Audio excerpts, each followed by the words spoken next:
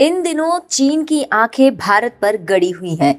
पूर्वी लद्दाख में भारत को भड़काने के प्रयासों में असफल रहने के बाद अब उसने अरुणाचल और सिक्किम की ओर अपनी नजरें गड़ाई हैं। लेकिन चीन को बिल्कुल भी आभास नहीं है कि भारत उसी के तौर तरीकों का प्रयोग कर उसे मुंह तोड़ जवाब देने की तैयारी कर रहा है। हाल ही में भारत ने एलएसी से कुछ गज की दूरी पर एक रणनीतिक मिलिट्री बेस तैयार करने का निर्णय किया है। टाइम्स नाउ की रिपोर्ट के अनुसार अरुणाचल प्रदेश में चीनी घुसपैठ को रोकने के लिए रक्षा मंत्रालय ने अरुणाचल प्रदेश में रणनीतिक रूप से अहम भूमि का अधिग्रहण किया है। यह भूमि पश्चिम सियांग के योर्नी 2 नामक गांव में स्थित है। यह मिलिट्री बेस चीन द्वारा नियांची के विवादित क्षेत्र में बन रहे ढांचे का मुकाबला करने के लिए है। बता दें कि नियांची में चीन ने एक गांव का निर्माण शुरू किया है, जो रणनीतिकारों के अनुसार भारत को ध्यान में रखकर बनाया जा रहा है।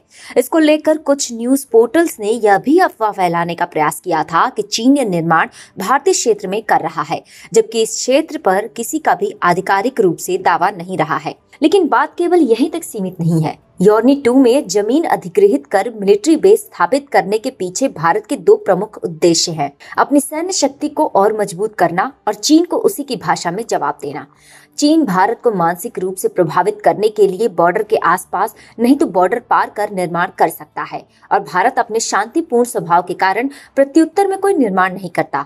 इसी नीति के कारण 1962 में भारत को रणनीतिक रूप से पराजय का सामना करना पड़ा था, और चीन की इस रणनीति के कारण 1967 में दोनों के बीच भयंकर युद्ध हुआ था, जिसमें चीन को अप्रत्याशित पराजय का सामना करना पड़ा था। लेकिन डोकलाम में बिना गोली चलाए चीन को उसकी औकात बताने के बाद भारतीय सेना ने अपने तेवर ही बदल लिए हैं। अब रणनीतिक रूप से अहम क्षेत्रों में भारत न केवल निर्माण को बढ़ावा दे रहा है, बल्कि चीन की गीदड़ भपकियों को ठेंगे पर रखकर अपना काम भी कर रहा है। गलवान घाटी में हमला ही इसी बात पर हुआ था कि चीन पूर्वी लद्दाख के दौलत बेग ओल्डी में स्थित एयर स्ट्रिप से लेकर लेह तक जाने वाली रोड के निर्माण को लेकर आपत्ति जता रहा था।